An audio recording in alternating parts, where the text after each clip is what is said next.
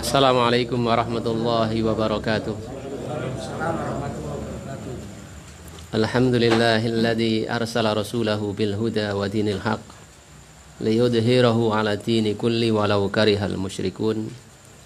Asyhadu an la ilaha illallah wahdahu la syarikalah wa asyhadu anna Muhammadan abduhu wa rasuluhu la nabiyya ba'da. Allahumma salli wa sallim wa barik ala Muhammad wa ala alihi wa ashabihi wa man tabi'ahum bi ihsanin ila yaumil qiyamah. Ikhwani wa akhwati fillah rahimani wa rahimakumullah. Puji syukur kita panjatkan kepada Allah Subhanahu wa taala yang kembali mengumpulkan kita sekalian di majelis ilmu.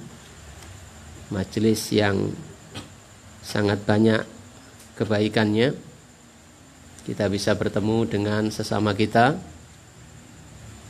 dalam satu tujuan untuk thalabul ilmi, yang mana perjalanan dalam menuntut ilmu sebagaimana telah kita ketahui adalah perjalanan yang mulia yang akan memudahkan kita sekalian untuk menuju jalan surga Allah Subhanahu wa taala. Ikhwani wa akhwati fillah rahimani wa rahimakumullah, langsung saja kita lanjutkan pada poin yang keempat pada halaman yang ke-22. Hal natlubu syafa'ata minal ahya. Hal apakah natlubu kita mencari atau meminta syafaat minal ahya dari orang yang hidup, yang masih hidup. Jadi apakah kita meminta syafaat dari orang yang masih hidup? Nah, pertanyaan setelah pertanyaan sebelumnya. Dari pertanyaan-pertanyaan yang ada, kita tidak boleh meminta syafaat atau pertolongan dari orang yang sudah meninggal dunia.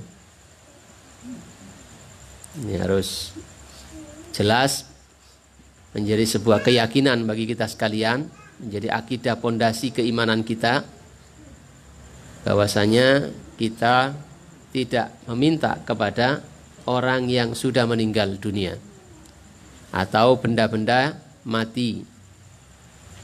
Manusia mati saja kita tidak minta, apalagi meminta kepada selain manusia yang mati, baik batu ataupun pohon atau lain-lainnya, mungkin pusaka-pusaka, jimat-jimat yang diagungkan, sama sekali kita tidak mintanya. Terhadap orang yang meninggal dunia yang sudah mati, kita muliakan mereka sebagai sesama muslim dengan mendoakan mereka, bukan meminta doa mereka, karena mereka sudah tidak bisa berdoa.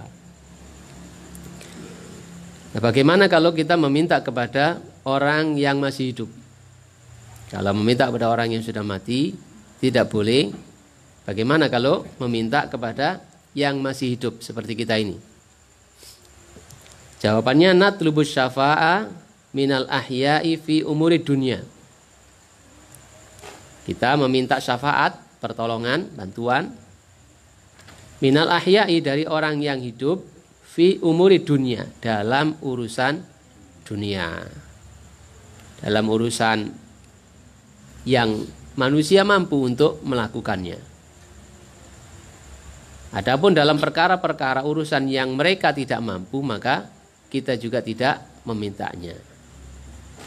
Orang yang buta kita minta untuk membacakan, ya, tolong wacakno iki, iya macane.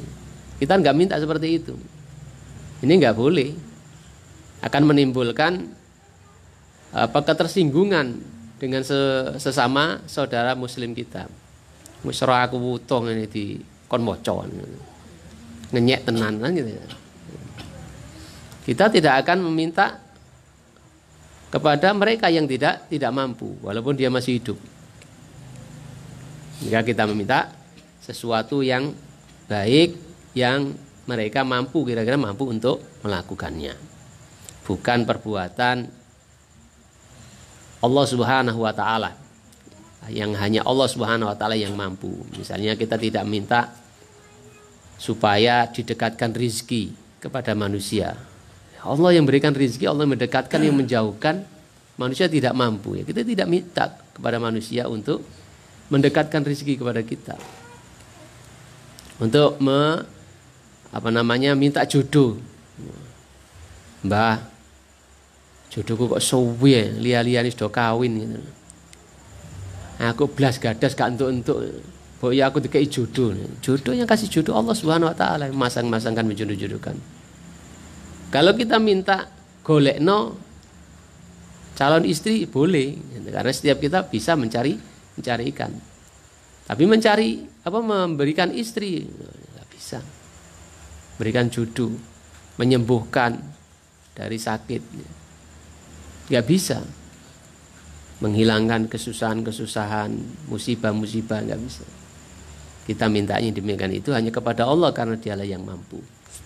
Jadi walaupun kepada manusia yang masih hidup, kalau sekiranya mereka tidak mampu, di luar kemampuan kemanusiaannya dan hanya Allah yang bisa, ya kita tidak juga meminta kepada mereka itu.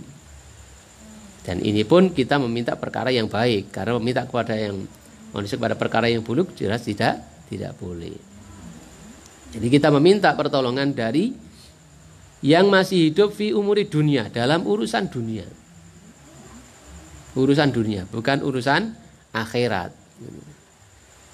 Yang mereka masih di dunia, di alam dunia. Qala Allah Ta'ala, Allah Subhanahu wa taala telah berfirman, "May yashfa' syafa'atan hasanatan yakun lahu nasibum minha." Jadi saya membawakan dalil untuk mendukung jawabannya bahwasanya kita boleh meminta kepada yang masih hidup dalam urusan dunia. Dalilnya adalah may yashfa' syafa'atan hasanatan yakun lahu nasibum minha. Barang siapa yang memberikan pertolongan yang baik, hasanah, yakun lahu nasibum minha, niscaya baginya bagian pahala dari perbuatan yang mana dia telah memberikan pertolongan itu. Jadi may yashfa' syafa'atan hasanatan yakun lahu nasibum minha. Barang siapa yang memberikan syafaat yang baik, maka baginya bagian dari pahala, bagian pahala dari perbuatannya. Pertolongan yang buruk, yang tidak baik, yakun lahu kiflum minha, niscaya baginya bagian dari dosa dari perbuatannya itu. Ai nasibum min wizriha, yaitu bagian dari dosanya. Nah, di sini Allah Subhanahu wa taala menegaskan kepada kita sekalian akan adanya timbal balik. Orang yang melakukan kebaikan akan mendapatkan kebaikan, orang yang melakukan keburukan akan mendapatkan keburukan. Ikhwani wa akhwati fillah rahimani wa rahimakumullah.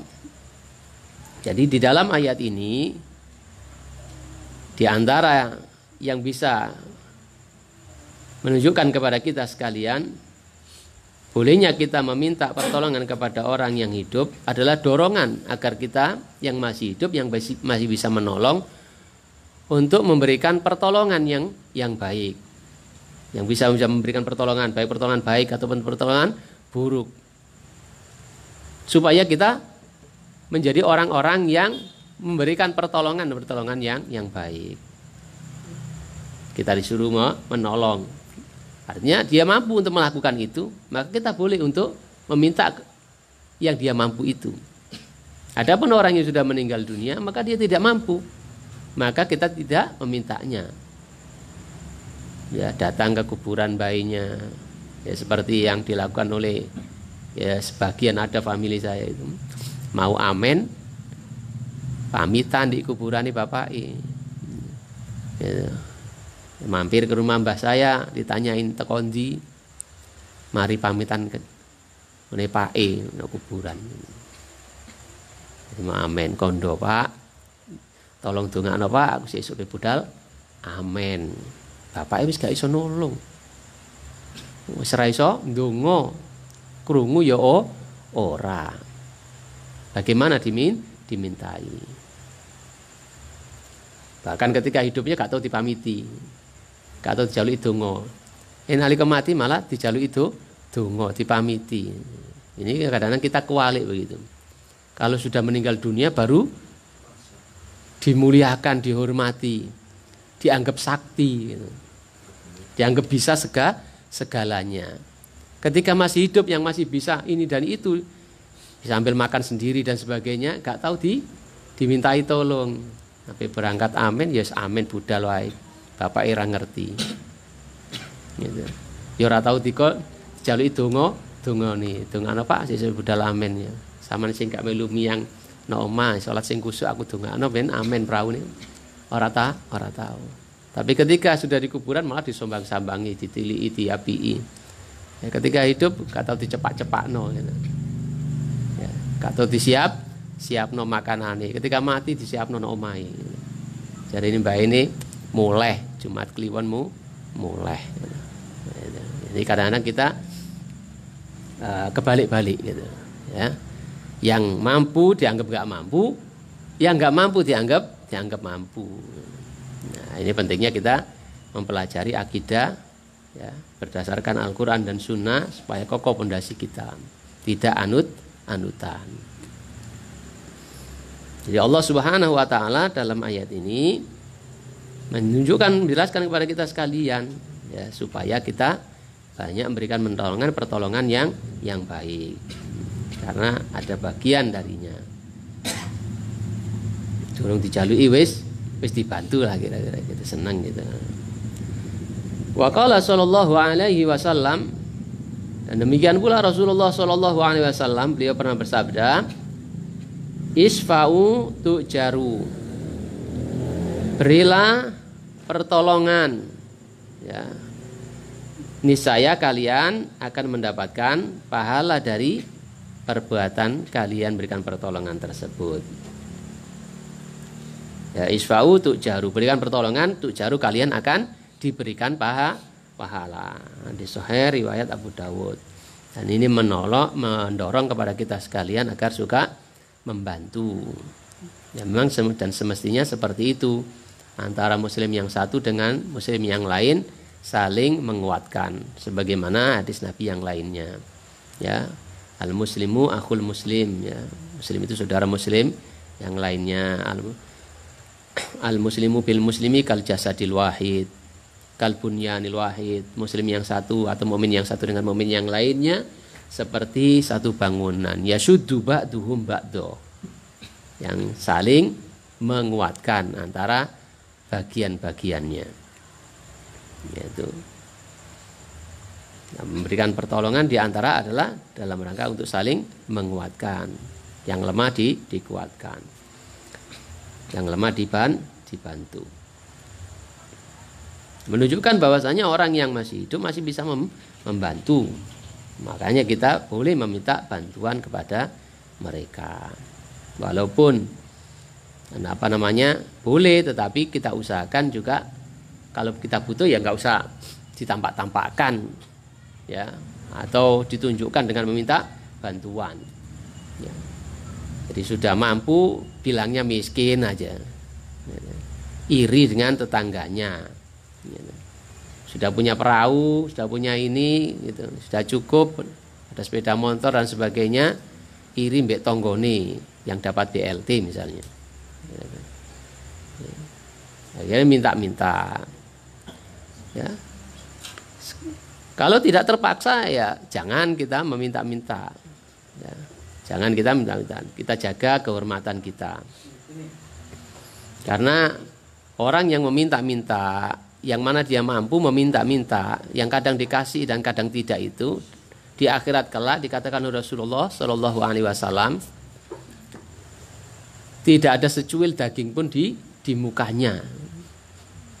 Jadi orang yang gemar meminta-minta kepada manusia yang lain, sementara dia mampu minta-minta untuk memperkaya diri sendiri, besok di akhirat tidak ada secuil pun daging di mukanya. Ya, balasan itu sesuai dengan jenis perbuatannya. Orang yang minta-minta itu kan rai gedek kan gitu. Ya, tahan malu mukanya gitu. Makanya besok di akhirat tidak diberikan daging secuil pun ya, oleh Allah Subhanahu wa taala. Kita teruskan. Intinya boleh meminta-minta, sebagaimana jawabannya yang dibawakan saya, boleh minta-minta kepada orang yang hidup dalam urusan dunia ya, dan juga dalam perkara-perkara yang mampu dan baik. Hal nazidu fi madhi rasul ya, hal nazidu fi madhi rasuli sallallahu alaihi wasallam. Hal apakah nazidu menambah fi madhi di dalam memuji Rasulullah sallallahu alaihi wasallam? Maka boleh kita, apakah perlu atau boleh kita memberikan tambahan-tambahan sanjungan ataupun pujian kepada Rasulullah sallallahu alaihi wasallam, zat pribadi yang memang terpuji sesuai dengan namanya, Ahmad atau Muhammad. Boleh enggak kita melebih-lebihkan dalam sanjungan, menambah-nambahi di dalam menyanjung Rasulullah sallallahu alaihi wasallam? Jawabannya la nazidu fi madhihi. Kita tidak boleh menambah-nambahi, melebih-lebihkan di dalam menyanjung atau memuji Rasulullah sallallahu alaihi wasallam. Qala ta'ala, sebagaimana yang Allah Subhanahu wa taala telah firmankan, kul, katakanlah, innama ana basyarum mislukum. Kul, katakanlah, innama sesungguhnya tiada lain, ana aku ini basyarun, manusia, mislukum sebagaimana kalian, manusia biasa seperti kalian. Yuha ilayya, yang diwahyukan kepadaku, Allah mewahyukan kepada Nabi Muhammad SAW. Yuha ilayya, yang Allah mewahyukan kepadaku, innama ilahukum ilahu wahid, sesungguhnya tiada lain sesembahan kalian, Tuhan kalian. Jadi ilahun itu artinya yang disembah, ma'bud yang disembah. Makna ilahun adalah ma'budun, yang disembah. Allah mengatakan innama ilahukum, sesungguhnya sesembahan kalian yang kita sembah ini, ilahun wahid, adalah Tuhan yang kita sembah ini adalah wahid, esa. Jadi di sini Allah menggunakan ilahun bukan robun. Ya, kalau kita sering mengartikan antara robun dengan ilahun itu sama. Ya memang sama, semuanya tertuju kepada Allah Subhanahu wa taala. Yang mana Allah itu adalah Rabbun, yang menciptakan, yang mengatur, yang memelihara, memberikan rizki alam semesta ini, makhluknya semuanya ini. Dan ilahun itu adalah yang diibadahi, yang disembah.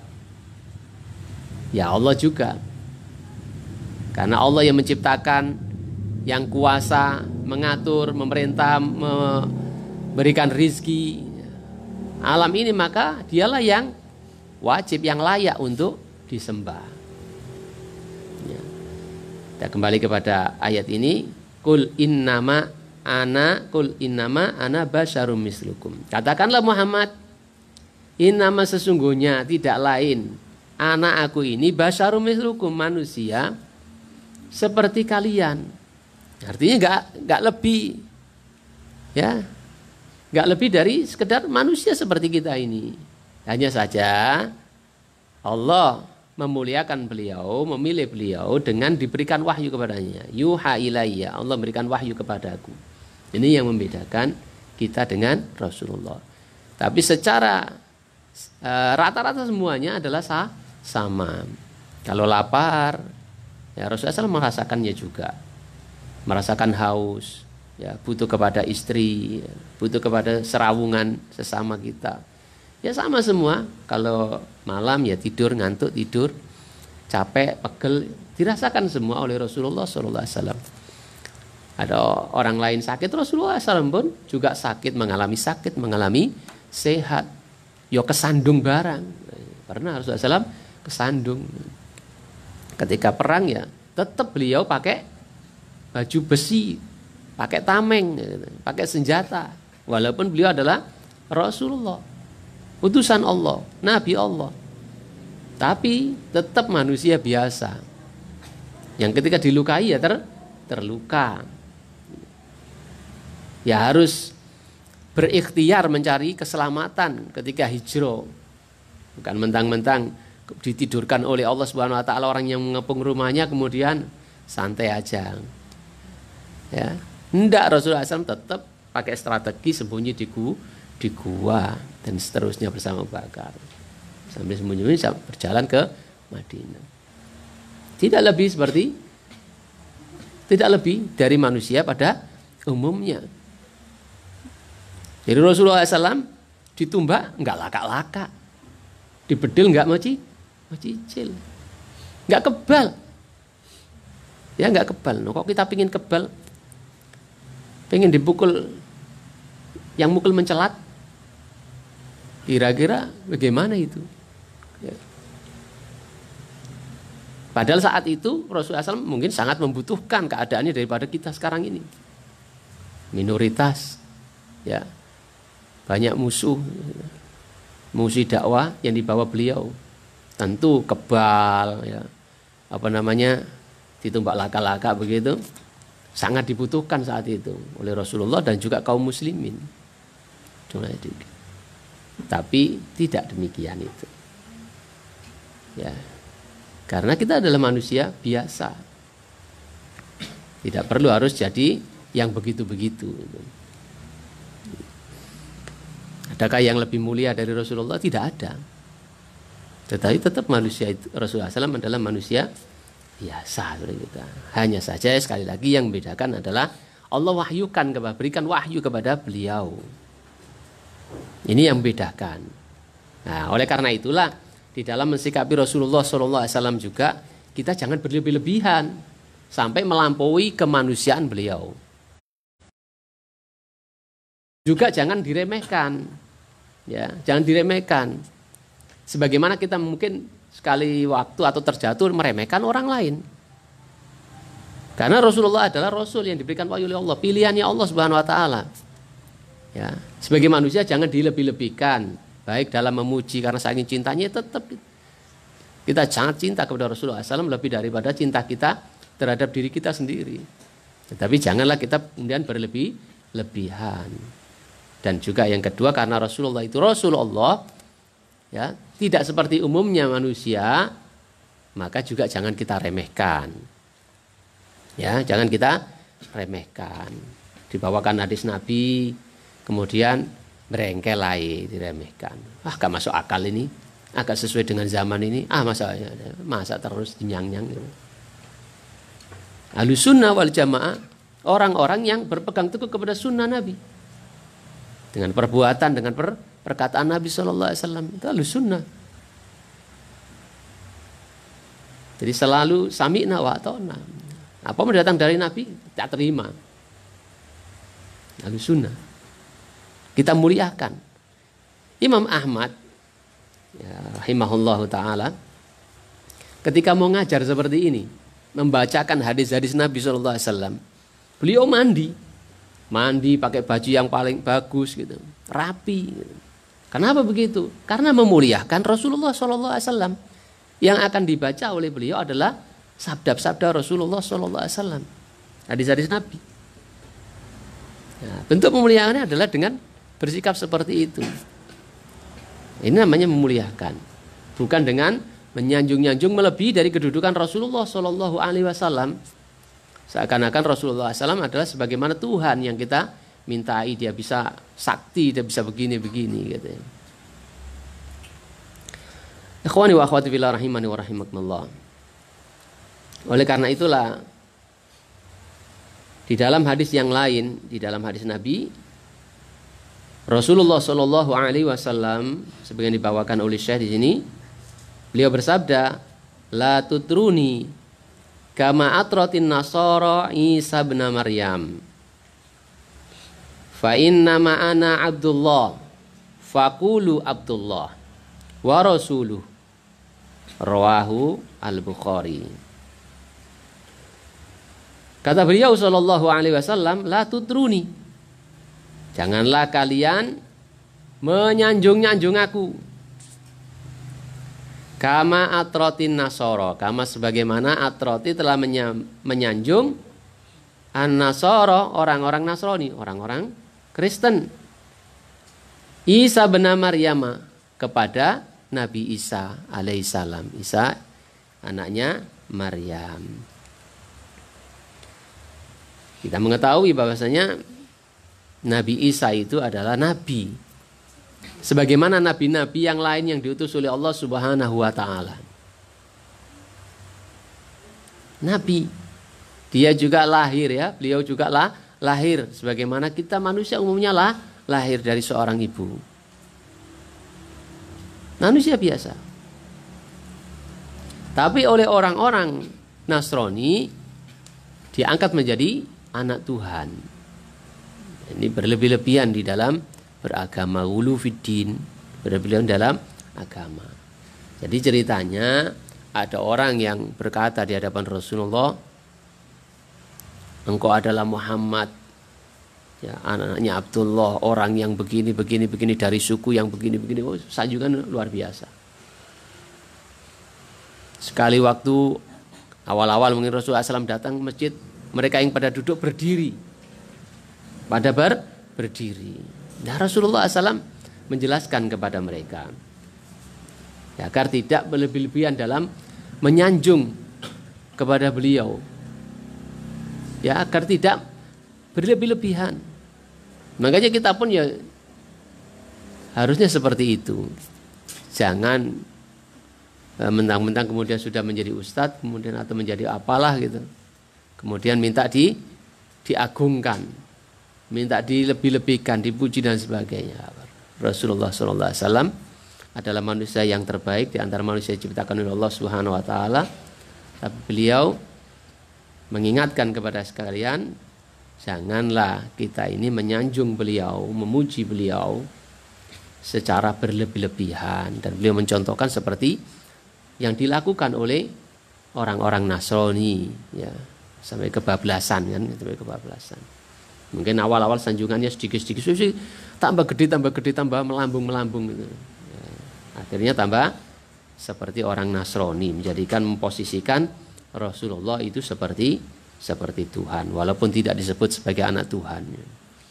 Karena kalau sudah mengatakan anak Tuhan berarti ya jelas kesalahannya, ya jelas. Dan syubhat itu masuk di sana. Yang samar itu seperti itu. Kalau yang keburukan itu jelas-jelas buruk, orang tahu. Tapi kalau sudah dicampur dengan kebenaran, itu menjadi samar.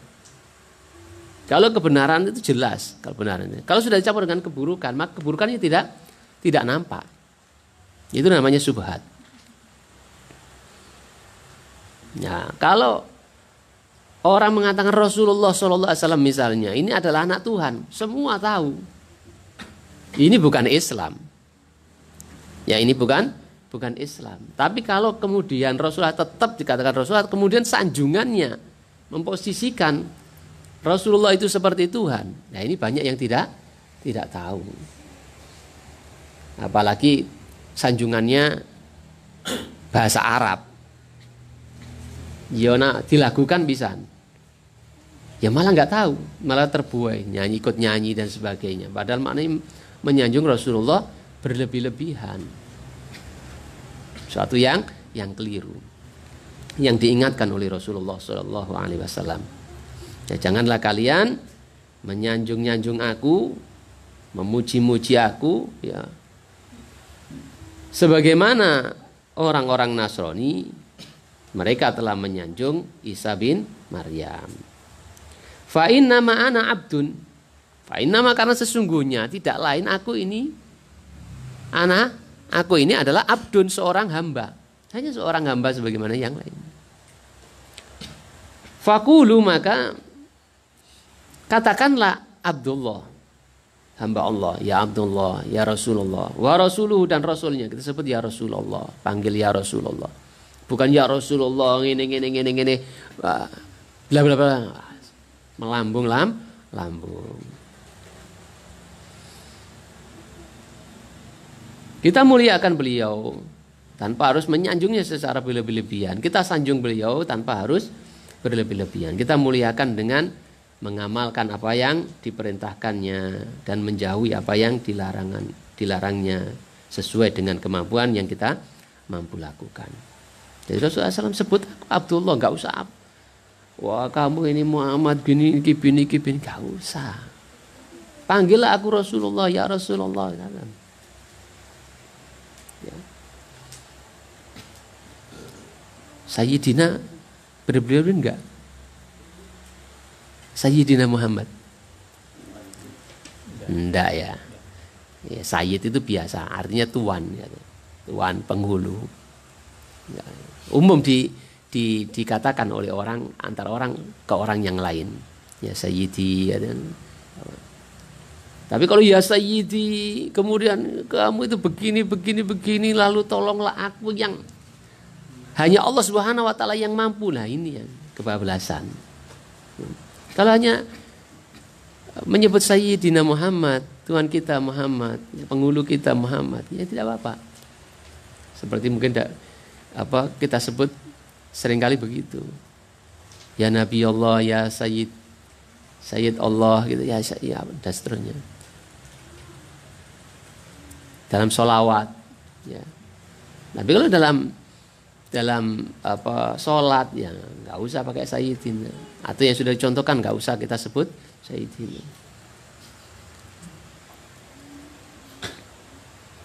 Jadi tidak mengapa kita sebut Sayyidina atau apa, atau bahkan sahabat ada yang manggil Abul Qasim, Pak Qasim gitu. Ya Nabi Allah, ya Rasulullah, ya Nabi Allah, ya biasa gitu. Tidak ada yang sampai berlebihan. Kalau berlebihan ditegur Rasulullah SAW. Jadi di sini diriwayatkan oleh Imam Bukhari, al-itra huwa al-mubalaghatu fil madhi. Al-itra itu maknanya yaitu al-mubalaghatu fil madhi. Berlebih-lebihan di dalam memuji atau menyanjung. Dari dua pertanyaan dan dua jawaban ini kita mengetahui, ya insya Allah kita faham tentang dua perkara yang disampaikan. Dan terakhir adalah terkait dengan hubungan kita dengan Rasulullah. Kita lanjutkan pada bab yang baru, yaitu al-jihad wal wala wal hukmu.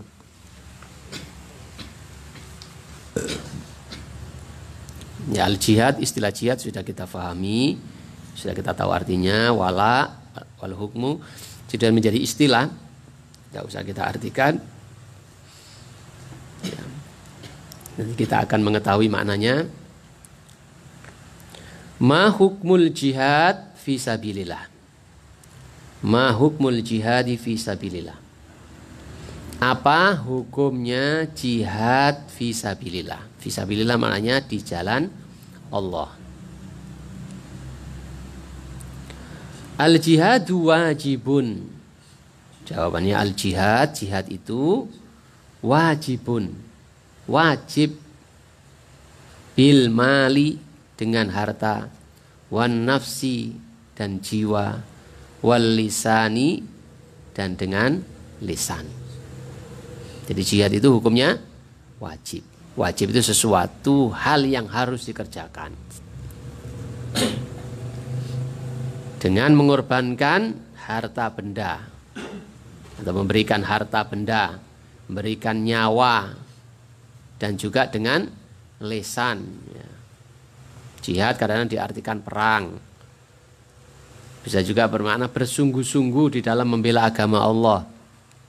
Ya, hukumnya wajib, suatu yang harus dilakukan oleh setiap muslim. Kalau memang dibutuhkan perang ya perang. Ya, kalau dibutuhkan dengan harus mengeluarkan harta ya keluarkan harta. Jadi bau bondo sak nyawani pisan perlu. Kalau dibutuhkan dengan lisan, ya dengan lisan. Misalnya dalam kondisi aman, gitu, dalam kondisi yang tidak kondisi perang, ya tetap jihad tetap dilakukan dengan lisan, dengan berdakwah, menyampaikan kebenaran Islam ini. Harus sebenarnya. Dalam kondisi aman butuh kegiatan-kegiatan di jalan Allah butuh dana ya harus dengan dana. Tapi kalau dalam kondisi perang maka juga harus siap untuk berperang. Dan jihad itu ada fikihnya sebagaimana pembahasan yang lain. Ada fikih sholat, fikih zakat, dan semuanya fikihnya. Ada pemahaman dalam masalah itu diajarkan. Termasuk dalam masalah jihad. Bukan serampangan, saya jadi jihad. Gitu. Ya, saya jadi jihad sampai diplesetno. Mati sangit, mati sahid. Jadi ada fikihnya dan kita harus belajar tentang fikihnya. Orang ngawur. Ada fikih jual beli, ada gitu. Sebelum kita jadi pedagang jualan, kita pelajari fikihnya. Sebelum kita naik haji, kita belajar tentang fikih haji. Ya kan? Sebelum kita sholat, ya belajar di ilmoni fikihnya tentang sholat. Demikian pula, ya kita pelajari tentang fikih jihad. Sehingga tidak saya jadi jihad. Memang saya jihad itu terus dilakukan baik kondisi aman atau kondisi ini. Tapi kadang-kadang orang mikirnya jihad itu perang aja gitu. Jadi jihad dengan semuanya, dengan lisan, dengan harta, dengan jiwa gitu. Kalau Allah Ta'ala sebagaimana yang Allah Subhanahu wa taala firmankan, infiru hifafa wa thiqala wajahidu bi amwalikum wa anfusikum fi sabilillah. Surat At-Taubah ayat 41 ya. 41. Ya kene tulisannya kok 11. Infiru hifafan wa thiqalan. Berangkatlah kalian hifafan baik dalam keadaan ringan wa thiqalan dan juga dalam keadaan berat. Wajahidu bi amwalikum dan berjihadlah kalian. Berperanglah kalian dengan harta-harta kalian wa anfusikum dan diri-diri kalian, jiwa-jiwa kalian. Fi sabilillah di jalan Allah. Jadi Allah Subhanahu wa taala memerintahkan kepada kita sekalian berangkatlah perang. Baik dalam kondisi muda ataupun masih muda ataupun sudah tua. Dalam keadaan kiri ataupun kaya. Dalam keadaan lapang ataupun sempit. Dalam keadaan berjalan ataupun bisa naik kendaraan. Punya bekal ataupun tidak punya bekal. Kita disuruh berangkat. Berangkat. Karena itu lebih baik bagi kita. Ya, itu lebih baik dibandingkan kita duduk di rumah, diam di rumah, berharap aman harta dan jiwanya. Allah yang lebih tahu. Jadi perintah untuk berjihad, menyabung nyawa dan sebagainya itu membela agama Allah li'ilai kalimatillahi al-ulia, untuk meninggikan kalimat Allah. Ini seakan-akan perkara yang merugikan. Ya seakan-akan yang merugikan. Tapi yang gue bojoku lah rondo, anakku lah yatim. Yang ini piye udan-udan kok tak tinggal, macam-macam. Padahal itu lebih baik daripada kita tungguin harta benda kita. Ya, kita berharap aman harta dan nyawa kita. Asa antakrahu syai'an fahuwa khairul lakum. Kata Allah, bisa jadi kamu tidak suka kepada sesuatu, padahal sesungguhnya hal itu adalah baik bagimu. Wa asa an tuhibbu syai'an, dan bisa jadi kamu menyukai sesuatu, menganggap ini baik dan sebagainya. Fahuwa syarrul lakum, padahal itu buruk bagimu. Wallahu ya'lamu wa antum la ta'lamun. Allah yang mengetahui dan kamu tidak tahu. Jadi tenang aja Mas Anton ya. Barangkali mungkin ini yang lebih baik gitu. Allah siapkan untuk antum bidadari yang lebih mudah dan sebagainya. Gitu. Bisa jadi wah gak enak digojloki terus tadi bujang lagi gitu. Ya jadi turu dhewean ngene-ngene. Apa-apa dhewe kalau sing ngumbah. Bisa jadi ya, kondisi seperti ini mungkin lebih baik daripada sampai untuk bojo terus cerewet ya terus kuru dadi ini sampai cepat mati akhirnya kan gak enak gitu. Gak ngerti awak dhewe gitu. Gitu. Nah, terkait dengan jihad juga seperti itu. Apa mau ngikut perang gitu kan. Nyawa sitok ya kan gitu. Jadi Allah suruh berangkat kita berangkat. Nah, ini menunjukkan wajib. Jadi pada asalnya jihad berperang itu hukum asalnya adalah fardu kifayah. Ya. Yang kewajiban itu bisa diwakili oleh beberapa orang gitu, orang lain, tanpa harus semua berangkat. Tapi ketika musuh itu sudah tidak bisa dihadapi kecuali dengan seluruh kemampuan dimiliki kaum muslimin, sing tuwa yo, atau musuh dalam keadaan sudah menyerang negeri kita gitu. Ya gelem gak gelem gitu loh. Jangan mundur gitu. Semua harus berangkat. Agama membutuhkan gitu. Kehormatan kaum muslimin dipertaruhkan di sana. Semua harus ambil bagian. Jangan sampai dikuasai oleh orang kafir sehingga kehormatan Islam diinjak-injak. Yang laki-laki jadi tawanan, yang perempuan jadi gundik simpanan. Ya, diperkosa sebagainya. Ikhwani wa akhwati fillah rahimani wa rahimakumullah. Nah, tapi dalam kondisi yang seperti ini jangan berangkat. Mau berangkat kemana? Gitu. Ya, tidak ada seruan jihad, tidak ada. Maka jihad bukan jihad perang sekarang ini. Menjaga agama Allah, meninggikan kalimat Allah dengan belajar, dengan menyampaikan kebenaran, dengan bersungguh-sungguh, ya, memperjuangkan agama Allah ini dengan sesuai dengan kondisinya, dengan harta benda. Kalau memang kegiatan itu butuh dana, ya kita harus siap mengeluarkan dananya. Yang membutuhkan tenaga kita, ya tenaga kita harus kita keluarkan. Ini namanya jihad. Ya, tapi jihad tentu saja bertingkat-tingkat. Jihad yang paling tinggi tentu saja jihad dalam medan perang, karena taruhannya nyawa.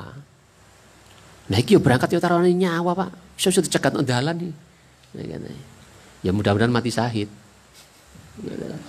Ya, paling tidak kita kemana-mana juga selalu diintai dengan kematian. Tapi kalau sudah jelas kita niatnya berangkat mau ngaji, kok mati, ya alhamdulillah. Ya, gitu. Kemana-mana mati itu tidak bisa dihindari.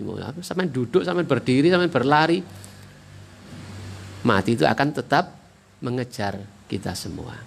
Maka yang patut dipersiapkan adalah, karena kita nggak tahu matinya kapan, ya kita persiapkan dengan kebaikan-kebaikan, dengan jihad ini. Ya, baik dengan harta, dengan nyawa dan sebagainya, dari potensi-potensi yang kita miliki.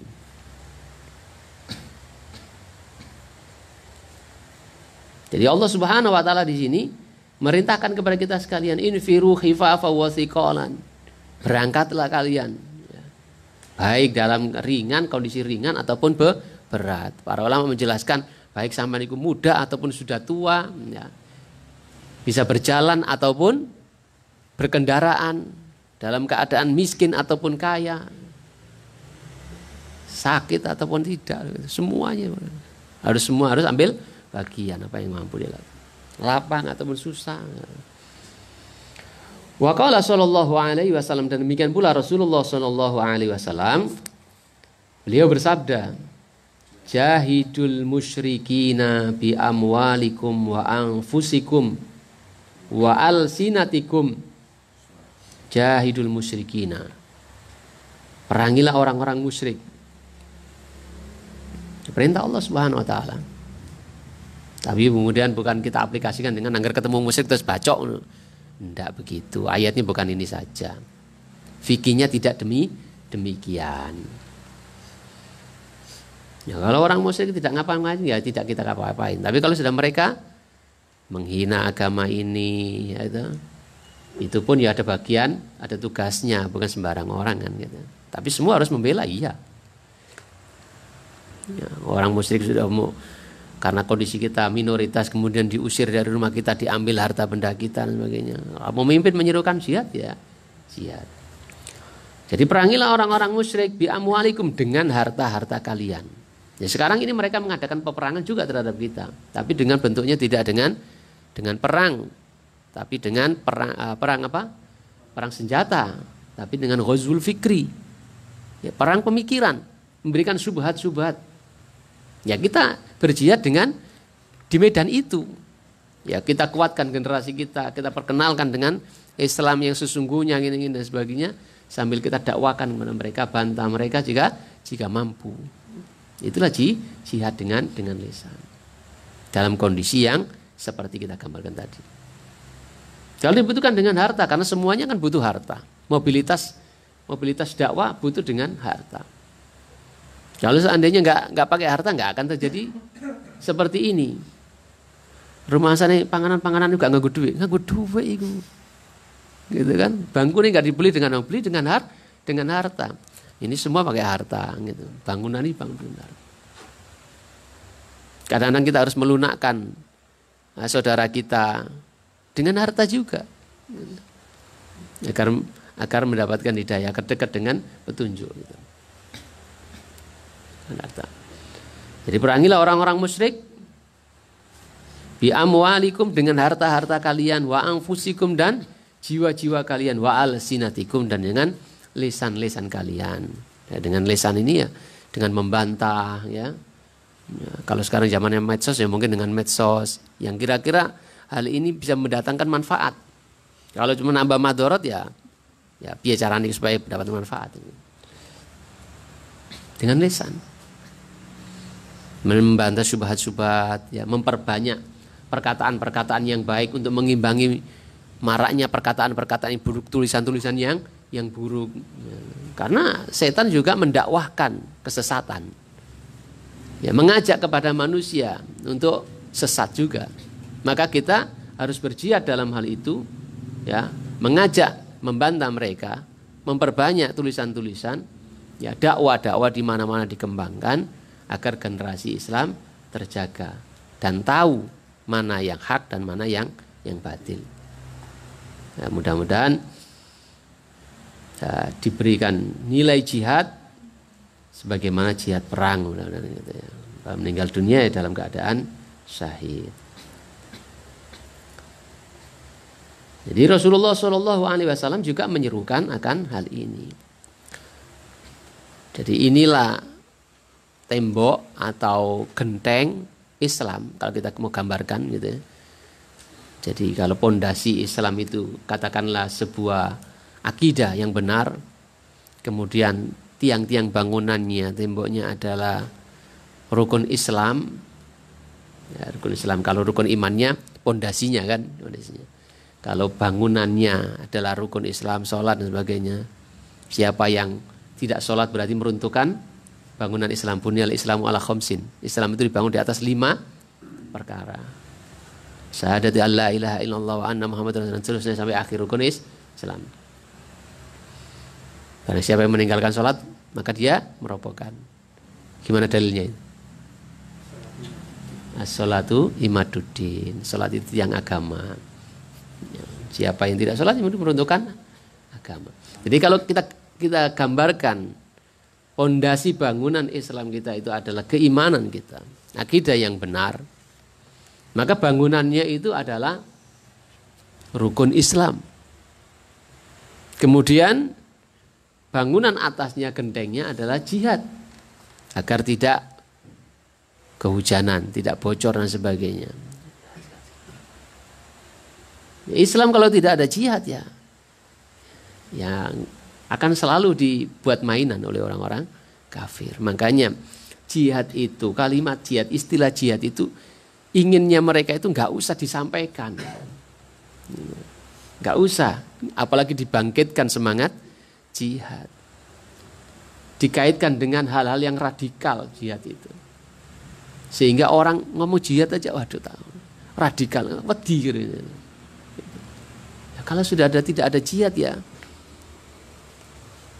hancur kita. Ya hancur, kehormatan Islam akan jatuh. Nah, tapi tadi sekali lagi jihad itu orang mung perang gitu loh. Orang mung perang. Semua potensi yang kita miliki untuk meninggikan kalimat Allah adalah jihad. Baik lesan kita, harta benda kita, ya. Semuanya adalah jihad kalau kita benar-benar jihad bersungguh-sungguh dengan semua itu. Kita lanjutkan satu lagi insyaallah. Ma huwal wala. Tadi jihad. Sekarang istilah wala. Ma huwal wala. Apa itu wala itu?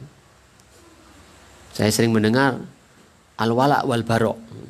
Konsekuensi dari syahadat itu adalah al-wara wal barok. Wala apa? Loyalitas. Barok berlepas diri, ya, bisa dimaknai seperti itu. Kemarin Ustaz Abdurrahman wala loyalitas ya. Yang kemarin itu loyal, cinta, mendukung dan lain-lain. Ma huwal wala. Apa tuh itu wala?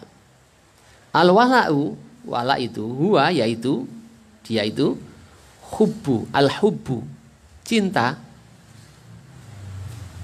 wan nusratu, menolong, pertolongan, cinta dan pertolongan, mencintai dan menolong. Qala Allah Ta'ala, Allah Subhanahu wa Ta'ala berfirman, wal mu'minuna bil mu'minati ba'duhum awliya'u ba'din. Al mu'minun orang-orang mukmin laki-laki, wal mu'minat dan mukmin perempuan. Ba'duhum sebagian mereka awliya'u ba'din adalah wali bagi sebagiannya. Maksudnya aulia di sini adalah penolong bagi sebagiannya. Sebagian mukmin dengan mukmin yang lain adalah penolong, saling mencintai, saling mendukung, saling menguatkan, saling memberikan wala, loyalitas. Wa qala sallallahu alaihi wasallam, dan Rasulullah sallallahu alaihi wasallam beliau pernah bersabda, al mu'minu lil mu'mini, seorang mukmin dengan mukmin yang lainnya kal bunyani, seperti bangunan, yashuddu ba'duhu ba'do, yang saling menguatkan, ba'du sebagiannya, ba'don dengan bagian yang lain. Rawahu Muslim. Nah, di sini diriwayatkan Imam Muslim. Ya, karena begitu kaidahnya, prinsipnya, mukmin dengan mukmin itu seperti bangunan, maka berusaha bangunan ini dihancurkan supaya tidak kuat, supaya mukmin muslim tidak kuat. Makanya didu antara Islam satu dengan yang lainnya, kelompok Islam satu dengan kelompok yang lainnya sengaja diadu. Wong sing gak ngerti apa-apa dipanas-panasi, ben gak seneng dengan saudara muslim yang lainnya. Bahkan kadang-kadang yang aneh, yang sudah jelas-jelas gitu ya, mengajarkan Al-Quran, mengajarkan sunnah, mengajarkan kebaikan, sing asale wis ketok hasile gitu. Biasanya gak tahu jamaah malah seneng jamaah, sing biasa bededekan malah saiki rapi gitu. Malah wong sing gak ngerti dipanas-panasi benci dengan yang model seperti ini. Betul-betul jelas-jelas bermaksiat, ya menengayahi. Di sebelahnya ada maksiat, ya menengayahi. Ya orang ngajak-ngajak yang lainnya untuk membenci maksiat itu. Ini kan aneh. Ya sungguh sangat aneh. Cek kalah mbek setan wae ternyata. Gitu.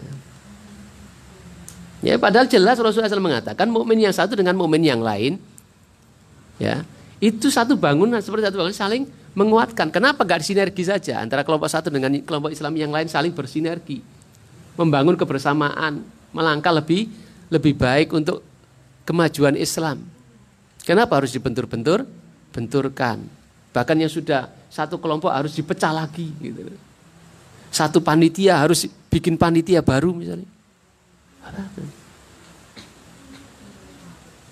Iki melu sapa jaringan iki. Gitu kan? Di mana bentuk loyalitas antara mukmin yang satu dengan mukmin yang lain, dengan muslim yang satu dengan muslim yang lain, di mana? Ya, amalnya loyalitas yang merupakan konsekuensi dari syahadat, 2 kalimat syahadat. Kita harus mencintai sesama muslim. Kita harus barok dengan orang kafir, berlepas diri, tidak mencintai orang kafir. Dan harus dibedakan ya. Seperti nasihat Abdurrahman harus dibedakan. Nah, jangan dipukul rata antara loyal dengan berbuat baik. Ya. Soalnya kadang-kadang kita juga mbek wong kafir kok iso adem ayem gitu. Kok iso apik-apik mbek tanggon sing kafir. Ya. Tapi mbek wong Islam kok galak ya gelani gitu. Itu sing ngono. Kadang-kadang sih enggak galak juga dibilang gitu. Kok loyal mbek wong kafir gitu. Padahal kita hubungan dagang. Kita butuh dagang beli sama dia gitu. Karepe disuruh beli dengan sesama muslim kabeh. Padahal di muslim enggak ada kadang-kadang. Ya boikot beli dari ini punya Yahudi dan sebagainya, tapi HP ini cek Nokia, cek Samsung gitu. Coca-Cola. Ya mari kita beli ya sesama kita kuatkan ekonomi kita, oke gitu. Tapi ketika kita memang beli sesuatu yang memang tidak ada di muslim ya gimana? Ya jangan dicela. Mari kita beli di warung tetangga kita silakan. Enggak usah beli di Indo begitu kan gitu. Tapi kalau memang di tetangga kita nggak ada, bahkan sudah tutup gitu, itu masih buka, kita butuh barangnya, gelem nggak gelem itu gede kono gitu. Wah iki gitu. Gak loyal be muslim, gak barok be kafir gitu. Ya kita jangan berlebih-lebihan seperti itu. Bedakan antara wala dengan berbuat baik, ini bisnis duniawi dengan urusan loyalitas. Akhwani wa akhwati fillah rahimani wa rahimakumullah. Jadi ini pembahasan tentang wala tentu dalam sekali wala dan barok ini, karena memang ini adalah konsekuensi ya. Suatu yang harus ada ketika kita telah menyatakan asyhadu alla ilaha illallah wa anna muhammadar rasulullah. Tidak cukup dengan pembahasan satu pertanyaan kemudian jawaban seperti ini. Saya punya kitab terjemahan itu segini. Itu judulnya wala wal barok gitu. Dan bukan hanya itu, banyak kitab tulis para ulama tentang wala dan barok. Ya, barangkali bisa diperdalam di sana. Ikhwani wa akhwati fillah rahimani wa rahimakumullah. Mudah-mudahan beberapa poin yang bisa kita sama-sama pelajari menambah ilmu, wawasan, keislaman kita dan semakin mengokohkan akidah keimanan kita sekalian. Kita tutup majelis ini dengan doa kafaratul majelis. Subhanakallahumma wa bihamdika asyhadu an la ilaha illa anta astaghfiruka wa atubu ilaik. Assalamualaikum warahmatullahi wabarakatuh.